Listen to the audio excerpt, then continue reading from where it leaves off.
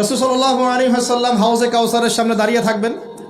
আকাশের তারা যত বেশি, তার চেয়ে বেশি হবে পানপাত্র, গ্লাস। তো নবী সাল্লাল্লাহু আলাইহি ওয়াসাল্লাম সবাইকে হাউজে কাউসারের পানি পান করাবেন। ওই দিন অন্য কোনো ব্র্যান্ডের পানি চলবে না, শুধু হাউজে কাউসারের পানি চলবে। মাম পানি, প্রাণ পানি এসব পানি নাই, শুধু হাউজে কাউসারের পানি। কথা বুঝতে পারছ?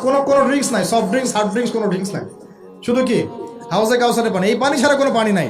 এই পানি যে খাবে, এই যে 50,000 বছরের সমান দিন, কিয়ামতের দিন, এই দিনে সে ইনশাআল্লাহ পিপাসার্ত হবে না, সে আর কোনোদিনও পিপাসার্ত হবে না ইনশাআল্লাহ।